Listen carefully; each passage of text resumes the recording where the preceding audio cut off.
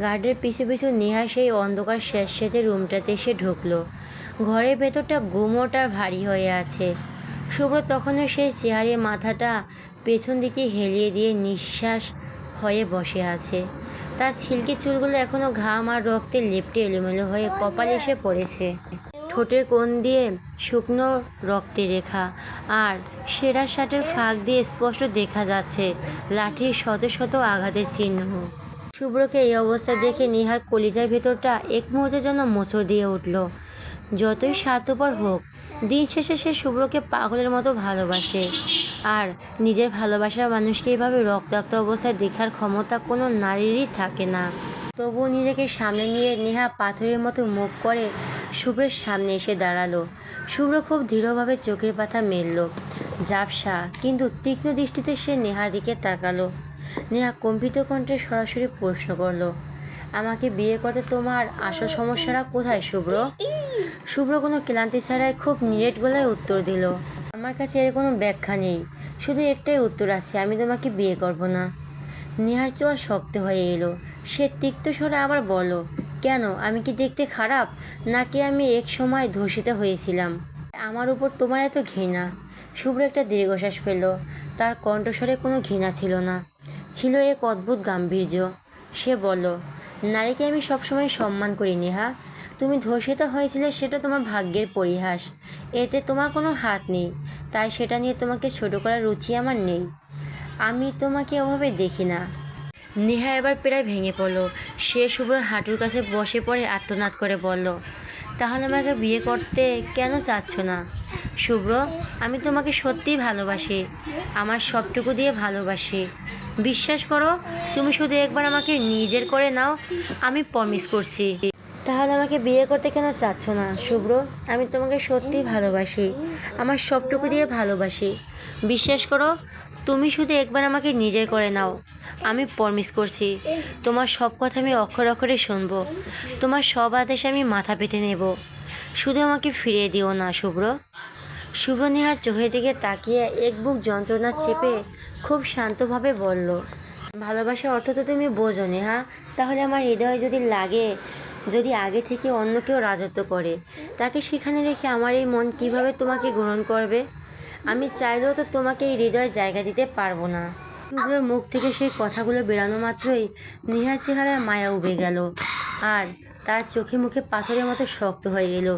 সে ঝাটকা দিয়ে উঠে দাঁড়িয়ে তীক্ষ্ণ গলায় বলল, তুমি নিশ্চিন্ত ওই হৃদির কথা বলছো, তাই না? হৃদি নামটা কানে আসা মাত্রই শুভ্র সারা শরীরে যেন একটা বৈদ্যুতিক শক লাগলো।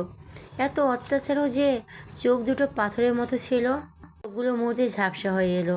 হৃদির অভাব তাকে এক নিমিষে প্রচণ্ড দুর্বল করে দিল। নেহা শুভ্রর এই নীরবতা চোখে পানি দেখে হিংসায় জ্বলে উঠল।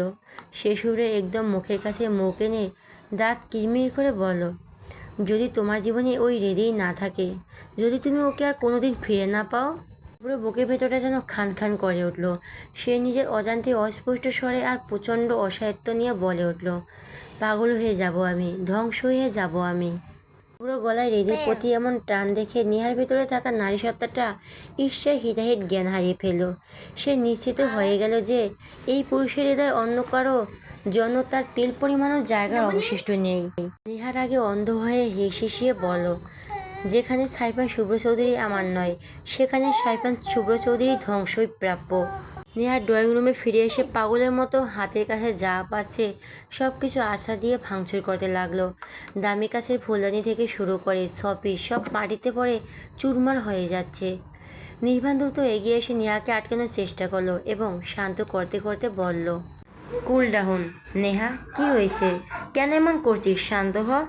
নেহা এক ঝাটকে একটা ফুলদানি তুলে দেওয়ালে ছুঁড়ে মেরে চিৎকার করে উঠল, ধ্বংস করে দেব আমি। ওই শুভ্র কেন বোঝে না আমার ভালোবাসা? কেন বোঝে না আমি ওর জন্য কতটা পাগল হতে পারি? নির্বাণ একগাল হেসে তাচ্ছিল্যের সাথে বলল, ভালোই বেসেছিস একটা একগুঁয়ে আর ঘাড়তে রাখে। আজ ওই শুভ্রকে তুই ভালোবাসিস বলেই ও বেঁচে আছে, না হলে আমার মেজাজ যে পর্যায়ে ছিল এতক্ষণে ওকে আমি জানে মেরে ফেলতাম। এবার নির্বাণের শার্টের কলার চেপে ধরে চোখে আগুন নিয়ে বলল, ওই ঘাড়তারা কি আমার লাগবে? আমি কিছু বুঝি না, ওকে ছাড়া অন্য কোনো পুরুষের প্রতি আমার বিন্দুমাত্র আগ্রহ আসে না। ওকে আমার ভালো লাগে, ওকেই চাই আমার জীবনে, যেভাবেই হোক। নেহার মাথায় হাত রেখে আশ্বস্ত করে বলল, ডোন্ট ওয়ারি, পেয়ে যাবি। নির্বাণ চৌধুরী যা চায় তা করেই ছাড়ে। নেহা নির্বাণের মুখোমুখি দাঁড়িয়ে শেষে সুরে বলল, কিভাবে পাবো আমি ওকে? ও তো সারাক্ষণ হৃদির নাম জপে। ও হৃদিকে চায়, হৃদিকে ভালোবাসে। ওর হৃদয় শুধু হৃদির জায়গা, আমার না। হৃদি নামটা শোনা মাত্র কয়েক মুহূর্তের জন্য থমকে গেল নির্বাণ। তার নিজের ভেতরে সেই দগদগে পাগলামিটা যেন আবার চারা দিয়ে উঠল। হৃদি, যাকে সে নিজের নেশার মতো ভালোবাসে, যাকে সে কোনোভাবে হারাতে পারবে না। নির্বাণের চোখে দৃষ্টি বদলে গেল। ঠোঁটে ফুটে উঠল এক পৈশাসিক বাঁকা হাসি। সে শান্ত কিন্তু শীতল গলায় বলল, বুঝেছি, এখন আমার কি করতে হবে? নেহা ভুরু কুঁচকে তার ভাইয়ের দিকে তাকিয়ে জিজ্ঞেস করলো, কি করবে এখন তুমি? নির্বাণ তার গলাটা ঠিক করে নিয়ে একটু অদ্ভুত স্বরে বলল, বিয়ে। অন্ধকারে ঝাপসা আলোয় জানালার গ্রিল ধরে স্থির হয়ে বসে আছে এই দিদি। বাইরে ঘুটঘুটে অন্ধকারের দিকে তাকিয়ে থাকা ওর চোখ দুটো থেকে নোনা জল গড়িয়ে পড়ছে। আজ দীর্ঘ 20টা দিন সে তার মা, বাবা আর ভাইকে দেখে না। না জানে তারা কেমন আছে, আদৌ খেয়ে দিয়ে বেঁচে আছে কি না। কিন্তু সব থেকে বড় রক্তক্ষরণ হচ্ছে শুভ্রের জন্য। শুভ্রের কি ওর জন্য একটু মায়া লাগে না? 20টা দিন ধরে সে নিখোঁজ, অথচ শুভ্র একবারের জন্য তাকে খুঁজে বের করার চেষ্টা করলো না। হৃদয় ভাবলো, শুভ্র হয়তো ধরে নিয়েছে সে চিরতরে হারিয়ে গেছে, তাই মিছে খুঁজে লাভ নেই। সে হয়তো এখন তার বিশাল ব্যবসা আর কাজ নিয়ে মত্ত। ভুলে গেছে এই সময় হৃদি নামের কেউ তার জীবনে ছিল। হৃদি দীর্ঘশ্বাস ফেলে বিড়বিড় করলো, হায় রে মানুষ, পাষাণ মানুষকে কেন যে এই হৃদয় খুঁজে বেড়ায়। এটাই বোধহয় বাস্তব ভালোবাসা মানুষ। যতই পাষাণ হোক, এই অবুঝ হৃদয়টা ওর পাষাণটাকের জন্যই কাঁদবে। হৃদি নিজের চোখের পানিটুকু মুছে নিয়ে জানালার উপরে শূন্যতার দিকে তাকিয়ে ভাঙা গলায় গাইতে শুরু করলো। গানের মাঝে হৃদির চোখ বন্ধ করলো। অন্ধকারে কল্পনাতে ভেসে উঠল শুভ্র মায়াবী মুখটা। হৃদির চোখ বন্ধ রেখে গেয়ে উঠল, বাহ, খুব সুন্দর গান গেও তো তুমি। হঠাৎ কারো গম্ভীর কণ্ঠস্বরে চমকে উঠল হৃদি। গান থামিয়ে ঝট করে তাকিয়ে দেখল দরজার কাছে হেলান দিয়ে দাঁড়িয়ে আছে নির্বাণ। ওর ঠোঁটে সেই পরিচিত রহস্যময় হাসি। মুহূর্তে হৃদি ঘৃণ ভরা চোখ সরিয়ে নিল। এই লোকটাকে দেখলে ওর পিত্তি জ্বলে ওঠে। মনে হয় নরকের কোনো শয়তান ওর সামনে দাঁড়িয়ে আছে। হৃদি কোনো উত্তর না দিয়ে আবার জানালার দিকে মুখ ঘুরিয়ে পাথরের মতো তাকিয়ে রইল। নির্বাণ ধীর পায়ে ঘরের ভেতর ঢুকে হৃদি একদম কাছে এসে দাঁড়ালো। ও জানে হৃদি ওকে কতটা ঘৃণা করে, কিন্তু সেই ঘৃণাই যেন নির্বাণের নেশা বাড়িয়ে দিচ্ছে। নির্বাণ হৃদির পাশে বসে একটু আয়েশ করে গলা খাকিয়ে দিল। ওর চোখে মুখে এক অদ্ভুত ধূর্ততা।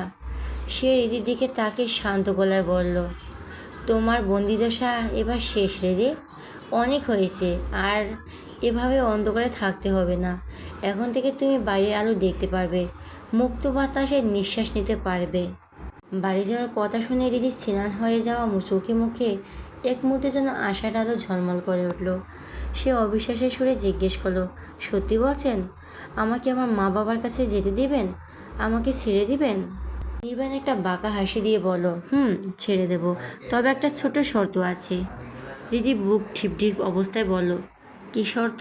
নির্বাণ এবার হৃদির চোখের দিকে সরাসরি তাকিয়ে অত্যন্ত স্থির গলায় বলল, শর্তটা হলো আমাকে বিয়ে করতে হবে।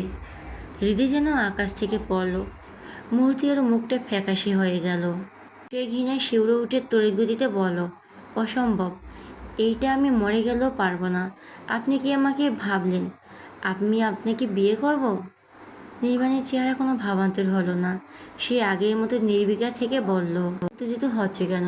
তুমি পারবে কি পারবে না সেটা জানতেই তো আমি আসিনি। আমি তোমাকে শুধু আমার সিদ্ধান্তটা জানালাম। আমি তোমাকে বিয়ে করব, আর সেটা ফাইনাল। হৃদি এবার রাগে আর অপমানে ফেটে পড়ল। সে চিৎকার করে বলল, এভাবে মরে গিয়ে পচে যাব, তবু আপনার মতো একটা জানোয়ারকে আমি বিয়ে করব না, কোনো দিনও না। আসলে আমি দুঃখিত, আগের পর্ব তোমার দেওয়া ওই দারুণ উত্তেজনাকর অংশটুকু আমি মিস করে গিয়েছিলাম। নির্বাণ যেভাবে রুমাল বের করে হৃদিকে সারপ্রাইজ দিতে নিয়ে গেল, সেখান থেকে আবার সুন্দর করে লিখে দিচ্ছে।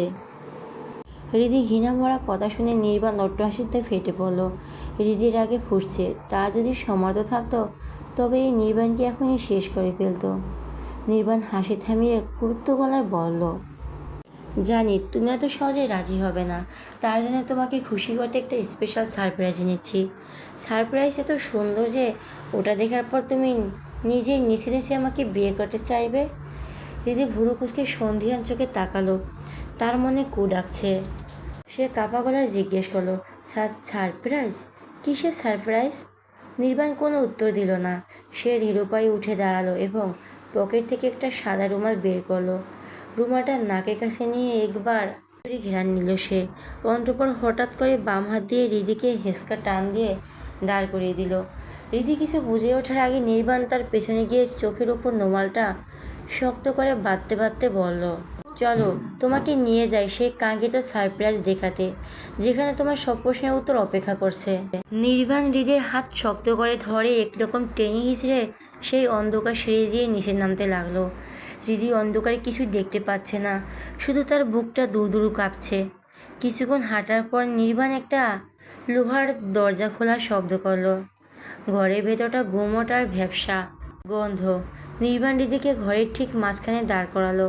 তারপর হৃদির কানের কাছে মুখ নিয়ে ফিসফিস করে বলল, রেডি তো স্পেশাল সারপ্রাইজটা দেখার জন্য? বলে নির্বাণ এক ঝটকায় হৃদির চোখে রুমালটা খুলে দিল। ঝাপসা আলো হৃদির সামনের দিকে তাকিয়েই পাথরের মতো জমে গেল। পায়ের তলা থেকে মাটি সরে গেল। অন্ধকারে ঝাপসা আলোয় চেয়ারে হাত পা বাঁধা অবস্থায় শুভ্রকে দেখে হৃদির কলিজাটা এক মুহূর্তের জন্য থমকে গেল। শুভ্র সারা শরীরে চাবুক আর লাঠির নিষ্ঠুর দাগ। একদম নিস্তেজ হয়ে চেয়ারে বসে আছে সে। চিরকাল যে লোকটা রাগী গম্ভীর আর তীক্ষ্ণ স্মার্ট গেট আপ নিয়ে দাপিয়ে বেড়াতো, আর সেই লোকটার অগোছালো চুলে মাথা নিচু করে মরণ যন্ত্রণায় ছটফট করছে। শুভ্রকে দেখছে হৃদির পুরো শরীর থরথর করে কাঁপছে।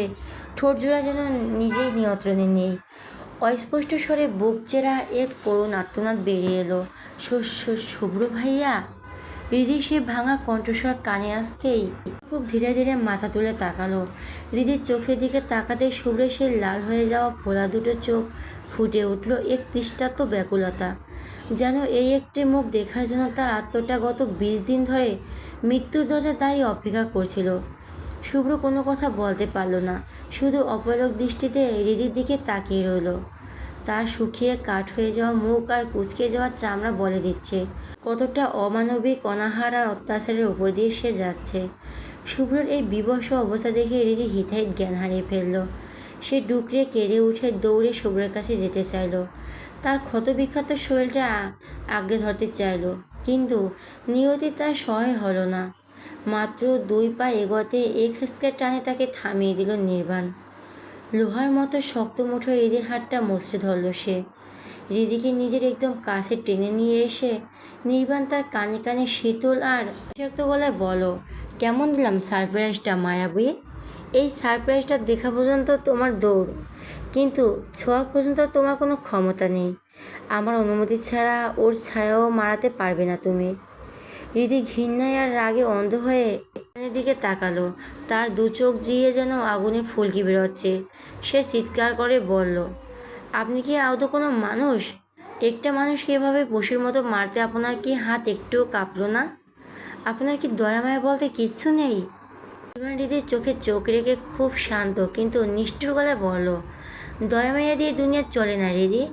কিছু জিনিসকে নিজের করে নিতে গেলে এমন একটু একটু শাস্তি দিতেই হয়। এটা তো মাত্র সরো। হৃদি ডুকরে কেঁদে উঠে বলল, শুভ্র ভাইয়া এমন কি করেছে আপনার যে তাকে জানোয়ারের মতো এভাবে মেরেছেন? নির্বাণ ধৈর্যের বাঁধ যেন ভেঙে যাচ্ছে। সে হৃদির হাতটা আরও জোরে চেপে ধরে বলল, দেখো হৃদি, এত কথা শোনার বা বলার সময় আমার নেই।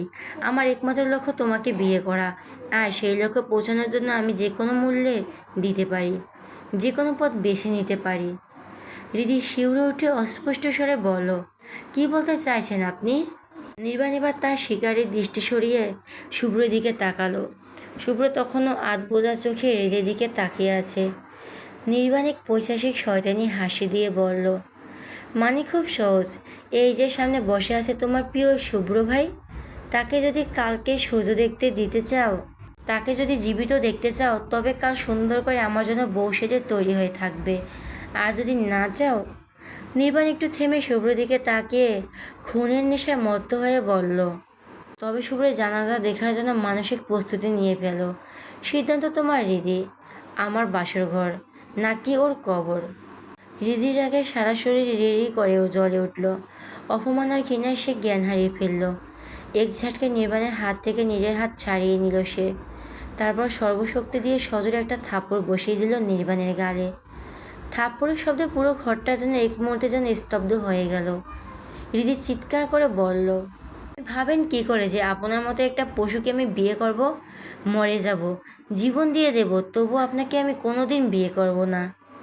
থাপ্পড় খেয়ে নির্বাণ একটুও রাগল না, বরং এক পৈশাসিক শান্তভাব বজায় রেখে বলল। সে নিজের গালে হাত বুলিয়ে সেই হাতে একটা গভীর চুমু খেলো। নেশাতুল চোখে হৃদির দিকে তাকিয়ে বলো, উফ, কি টেস্ট তোমার স্পর্শের।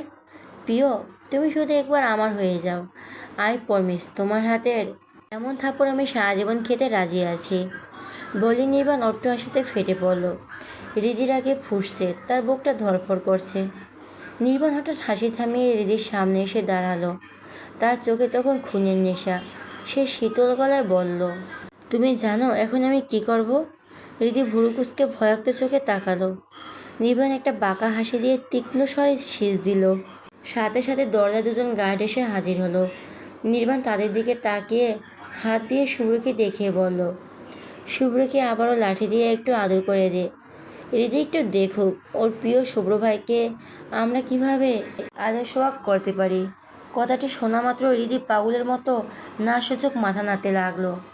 সে চাইল, অমনি নির্বাণ লোহার মতো শক্ত ওর হাত ধরে ফেলল।